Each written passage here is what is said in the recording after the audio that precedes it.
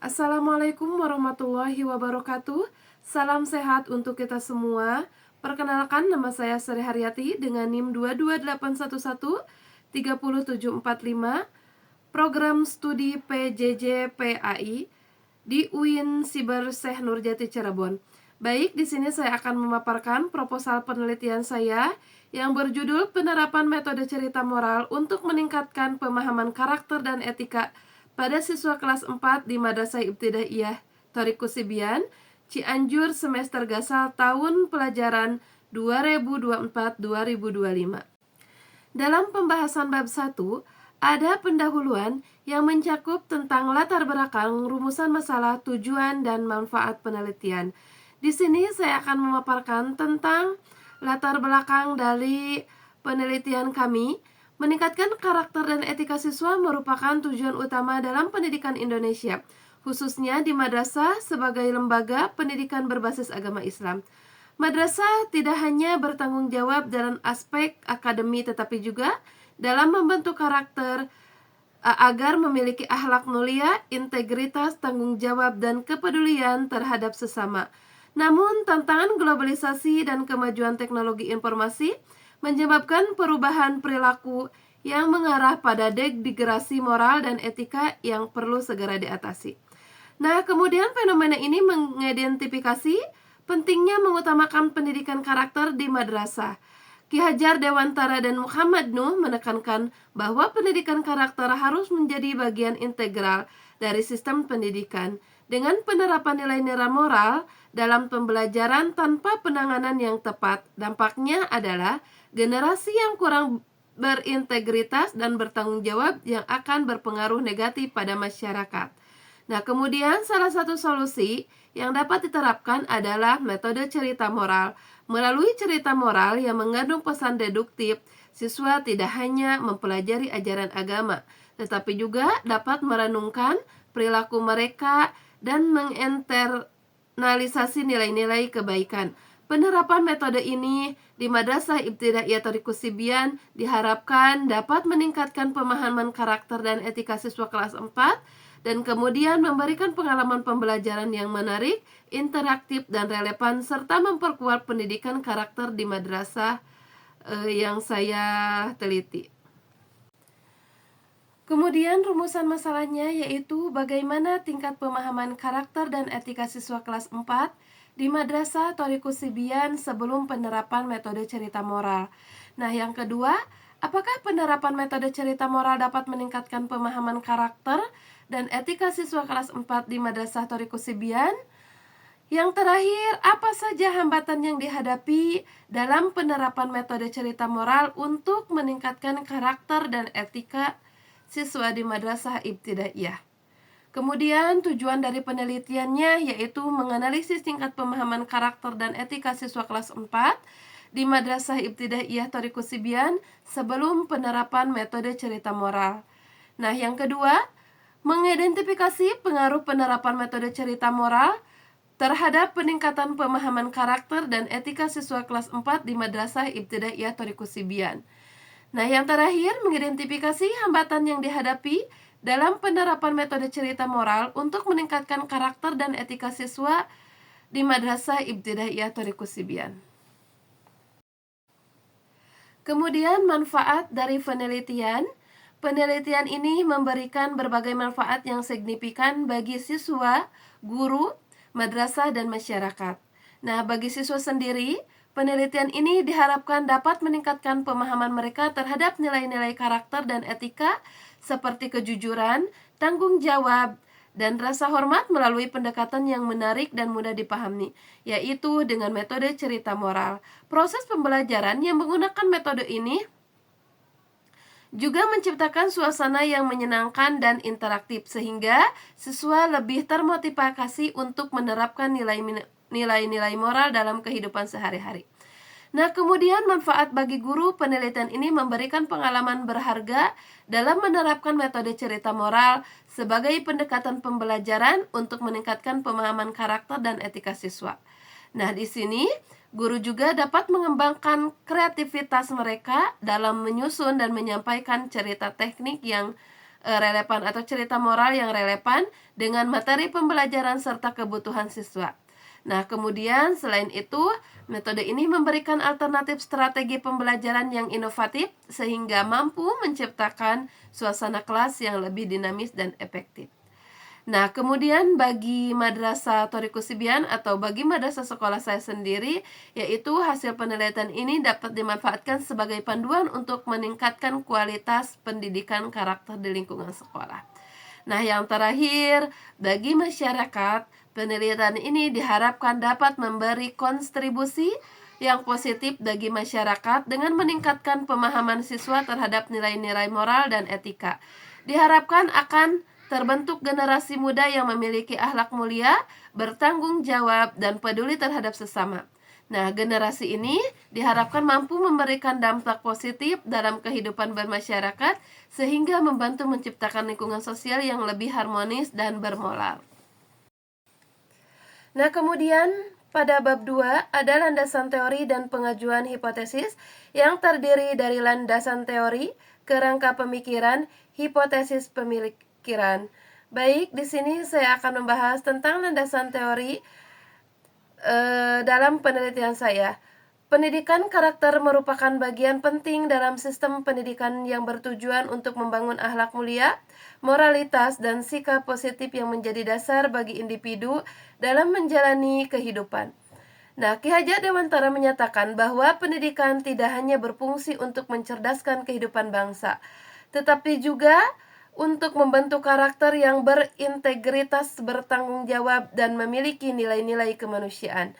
Dalam konteks pendidikan Islam, pendidikan karakter berlandaskan pada nilai-nilai yang terdapat dalam Al-Quran dan hadis, seperti kejujuran, kesabaran, keadilan, dan kasih sayang yang menjadi pedoman dalam membentuk perilaku siswa. Etika sebagai bagian dari pendidikan karakter berkaitan dengan prinsip-prinsip moral yang mengatur bagaimana individu bertindak dalam masyarakat. Menurut teori perkembangan moral dari Lawrence, anak-anak usia sekolah dasar berada pada tahap moral konvensional, di mana mereka mulai memahami norma sosial yang berusaha menyesuaikan diri dengan harapan orang lain. Oleh karena itu, pendidikan karakter dan etika perlu dirancang secara interaktif dan menyentuh aspek emosional siswa agar nilai-nilai moral dapat diinternalisasi dalam kehidupan sehari-hari. Metode cerita moral merupakan salah satu pendekatan yang efektif untuk menyampaikan pesan moral kepada siswa.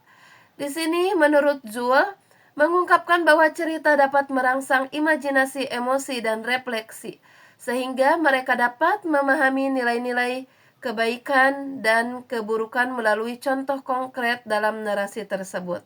Dalam pendidikan Islam, metode cerita moral telah lama digunakan dengan kisah-kisah para nabi, sahabat, dan tokoh teladan yang mengandung pesan moral yang dalam seperti kejujuran Nabi Muhammad SAW, kesabaran Nabi Ayub, dan keberanian Nabi Ibrahim. Nah, dalam pendekatan ini, dengan teori pembelajaran konstruktivis yang menekankan bahwa siswa lebih mudah memahami dan menginternalisasi nilai-nilai moral jika mereka dapat menghubungkan dengan pengalaman satu cerita yang relevan dengan kehidupan mereka. Nah, dengan demikian, metode cerita moral dapat meningkatkan pemahaman karakter dan etika siswa, memberikan pengalaman pembelajaran yang menarik, serta membantu mereka merenungkan perilaku dan mempraktikkan nilai-nilai moral dalam kehidupan sehari-hari. Nah, kemudian ada kerangka pemikirannya, yaitu kerangka pemikiran dalam penelitian ini menguraikan hubungan antara penerapan metode cerita moral dengan meningkatkan pemahaman karakter dan etika siswa. Di sini, pendidikan karakter dan etika merupakan aspek penting dalam pembentukan kepribadian siswa, terutama di tingkat dasar seperti madrasah ibtidaiyah. Dalam proses pendidikan, metode yang digunakan untuk menanamkan nilai-nilai moral harus mampu menarik minat siswa sekaligus efektif dalam menyampaikan pesan-pesan moral. Nah, kemudian yang selanjutnya di sini ada hipotesis penelitian. Berdasarkan landasan teori dan kerangka pemikiran yang telah dijelaskan, penelitian ini mengajukan hipotesis-hipotesis yang terkait penerapan metode cerita moral untuk meningkatkan pemahaman karakter dan etika siswa kelas 4 di Madrasah Ibtidaiyah Thariqus Sibian.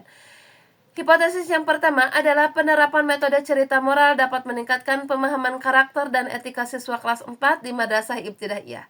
Hipotesis yang kedua adalah cerita moral yang disampaikan secara terstruktur dan relevan dengan kehidupan sehari-hari, siswa akan meningkatkan pemahaman mereka mengenai nilai-nilai moral seperti kejujuran, tanggung jawab, dan rasa hormat.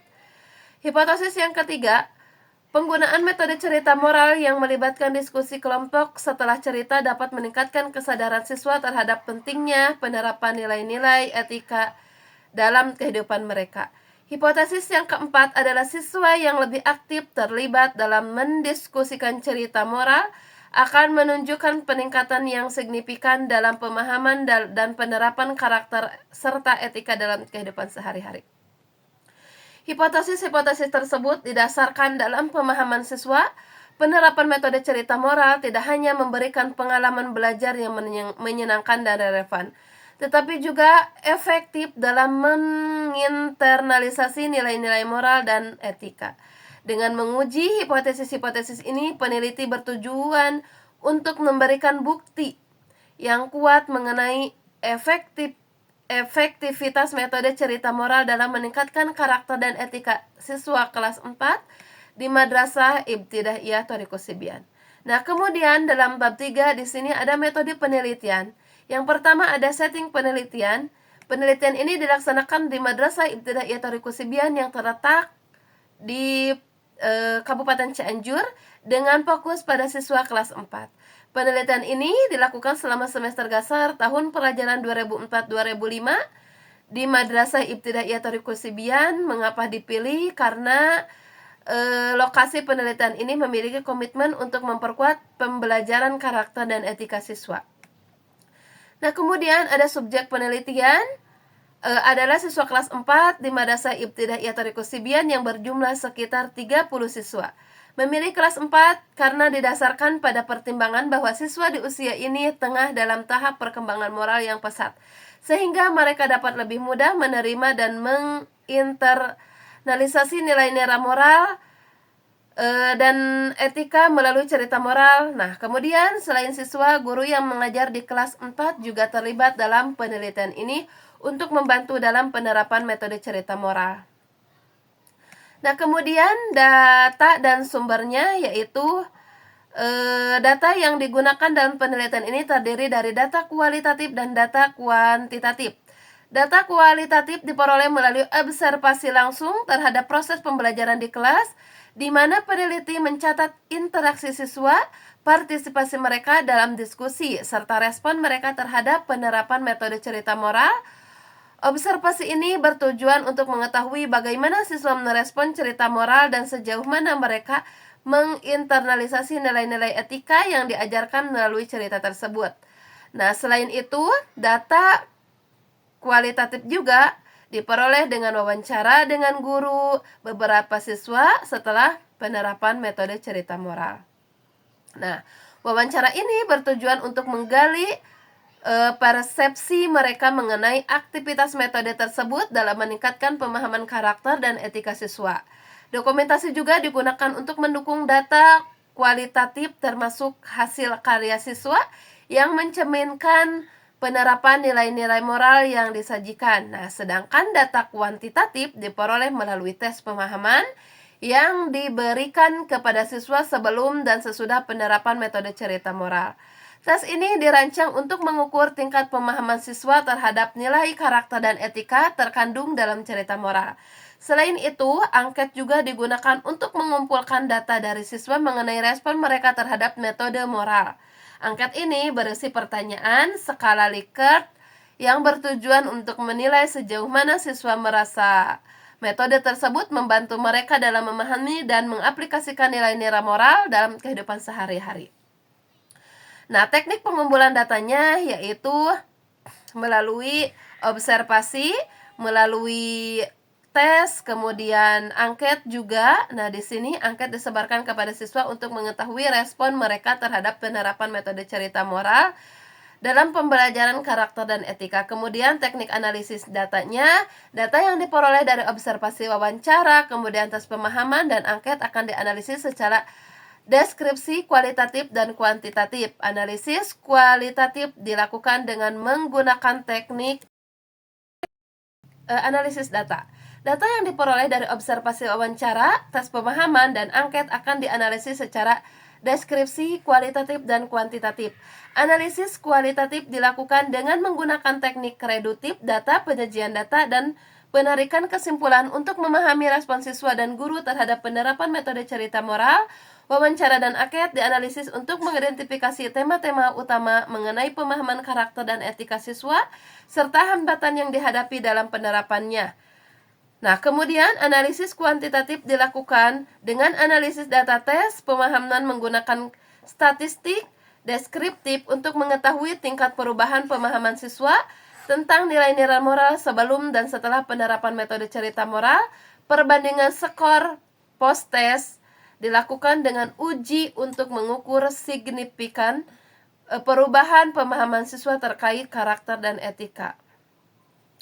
Nah, indikator keberhasilannya dalam penelitian, keberhasilan penelitian ini akan diukur melalui beberapa indikator utama yang mencakup peningkatan pemahaman karakter dan etika yang akan terlihat melalui perbandingan skor pretest dan posttest. Jika ada perubahan signifikan dalam pemahaman siswa, hal ini menandakan efektivitas penerapan metode cerita moral. Selain itu, respon positif siswa terhadap metode dan cerita moral juga akan menjadi indikator penting. Nah, di sini siswa diharapkan menunjukkan antusiasme dalam keterlibatan aktif dan pembelajaran yang tercermin dari hasil angket atau wawancara tersebut. Mengenai pengalaman mereka selama mengikuti pembelajaran penerapan nilai-nilai moral dalam kehidupan sehari-hari, siswa juga menjadi indikator kunci yang dapat dilihat dari observasi guru dan wawancara siswa. Nah, kemudian di sini prosedur penelitian. Penelitian ini menggunakan pendekatan penelitian tindakan kelas yang dilakukan melalui 2 siklus, yaitu dengan tujuan mencapai indikator keberhasilan. Nah, kemudian di sini ada daftar pusaka mengenai proposal penelitian tersebut. Saya ucapkan terima kasih. Mohon maaf bila ada kesalahan. Wabillahi taufiq wal hidayah. Wassalamualaikum warahmatullahi wabarakatuh.